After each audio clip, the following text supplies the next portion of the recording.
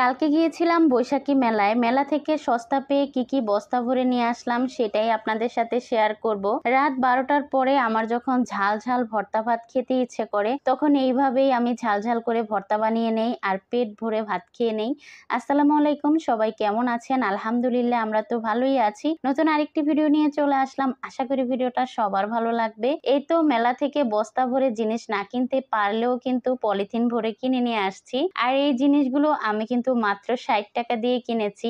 এই তো এখানে আমি একটা প্লেট কিনেছি আর দুইটা বাটি কিনেছি। আর এই প্লেটটা যখন আমি কিনতে নিয়েছি তখনই আমার দেখা দেখি এই প্লেটটা আরো 5 জন মহিলা কিনেছে। আর এই জিনিসটা আমার সাথে সব সময় হয়। আমি মার্কেটে যাওয়ার পরে আমার যেটা পছন্দ হয় সেই একই জিনিস 2-3 জনের পছন্দ হয়ে যায়। অবশেষে আমি জিনিসটা আনতে পারি না, এরকম একটা অবস্থা হয়ে যায়। আর আমার পরিবারের সবাই জানে।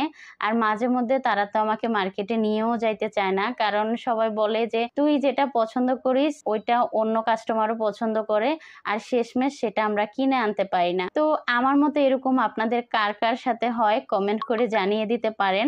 তো এই তো এখানে একটা প্লেট আর দুটা বল ছিল, এগুলো কিন্তু মাত্র 60 টাকা করে কিনেছি। কেমন হয়েছে আপনারা জানাবেন অবশ্যই। তারপরে এই তো এই চুড়ি কিনেছি। এই চুড়িগুলো আমার কাছে মনে হচ্ছে দামটা একটু বেশি নিয়েছে। আর আমি কসমেটিক বেশি একটা কিনি না, এই জন্য আমার আইডিয়াটাও কম। এই চুড়ির এক মুঠ আমার কাছে 80 টাকা নিয়েছে। তো আমি কি চুড়িটা কিনে ঠকলাম নাকি জিতলাম সেটা আপুরা কমেন্ট করে আমাকে একটু জানিয়ে দিবেন প্লিজ। আর এই তো স্কার্ফ মারার জন্য আমি এই বুরুজগুলো কিনেছি, আমার অনেক বেশি প্রয়োজন এগুলো, এই জন্য আমি এগুলোই বেশি করে নিয়েছি। আর এইখানে দুইটা, তারপরে হচ্ছে এই পাথরের, সাদা পাথরের, এটা তো আমার খুব বেশি পছন্দ হয়েছে, ফুল ফুল। আর এই মাথার জন্য একটা ছোট কাঁকড়া নিয়েছি আর দুইটা খোপা নিয়েছি। কালকের ভিডিওতে আমি বলেছিলাম যে আমার চুল বড় বড়, আসলে অত বড় না আমার চুল, ছোট চুল, এই জন্য খোপা দিয়ে বেঁধে রাখতে হয়। আমি একটু মজা করেছিলাম। তারপরে এই তো এগুলোই কিনেছি। আর নিয়ে আসছিলাম ঝুরি ভাজা। ঝুরি ভাজাটা নিয়ে আসার পরে এটার উপর দিয়ে তাণ্ডব হয়ে গেছে, মানে সবাই খেয়ে দিয়ে একদম শেষ করে ফেলছে। আর এই কটাই আমার জন্য ছিল। আমি ভিডিও করব ভেবেছিলাম একটু ঠান্ডা হয়ে তারপরে ভিডিও করব, কারণ অনেক বেশি গরম, আস্তে আস্তে অনেক বেশি গরমও লেগেছে, ঘামও দিয়েছে।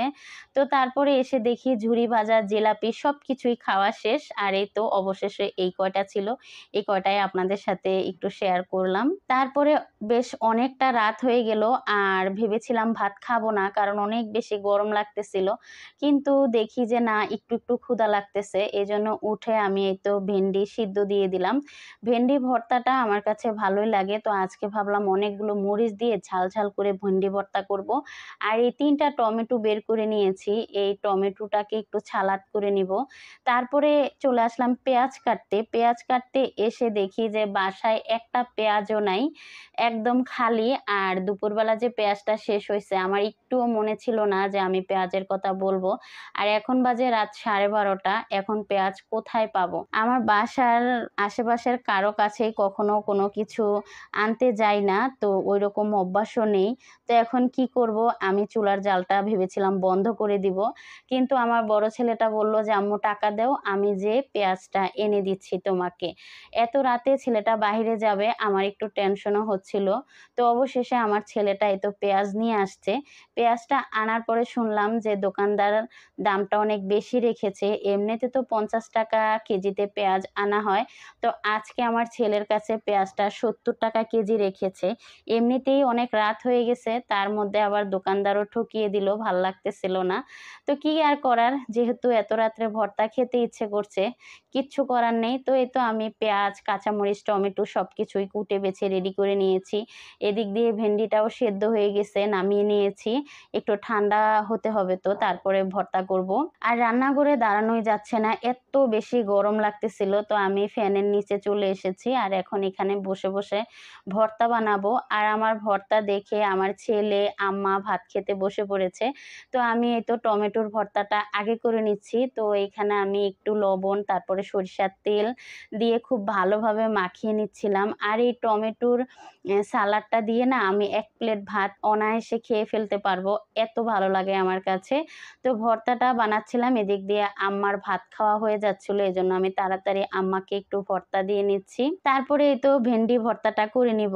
আর আমি মরিচটা প্রথমে একটু বেশি নিয়েছিলাম, পরে ভাবলাম যে আমার ছেলেটা তো ভর্তা দিয়ে ভাত খাবে, তো মরিচটা আবার কমিয়ে ফেলেছি। আর এই মরিচগুলো অনেক বেশি ঝাল, এগুলো সিটকি মরিচ, একদমই ঝালে মুখে দেওয়া যায় না, এরকম ঝাল লাগে এই মরিচগুলো। তো এই তো লবণ দিয়ে খুব সুন্দরভাবে ভর্তাটা মাখিয়ে নিচ্ছিলাম।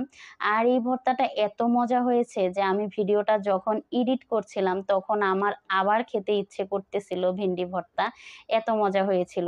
তারপরে এই তো শেষে একটু সরিষার তেল দিয়ে আরো ভালোভাবে একটু মাখিয়ে নিলাম। তারপরে এই তো আম্মাকে ভর্তা দিয়ে দিলাম, আমার ছেলেকেও দিলাম। আর এই ভর্তার প্লেটটাই আমি এখন খেতে বসে পড়লাম। ভাত নিয়ে নিয়েছি আর এখন এই তো ভেন্ডি ভর্তাটা দিয়ে মাখিয়ে একটা নলা যখন মুখে দিয়েছি, এত মজা লাগতেছে, অমৃত।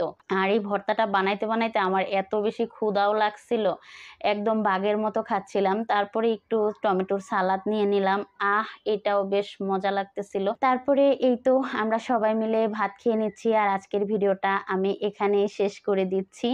এতক্ষণ ধৈর্য ধরে ভিডিওটা দেখার জন্য ধন্যবাদ সবাইকে। আসসালামু আলাইকুম, আল্লাহ হাফেজ।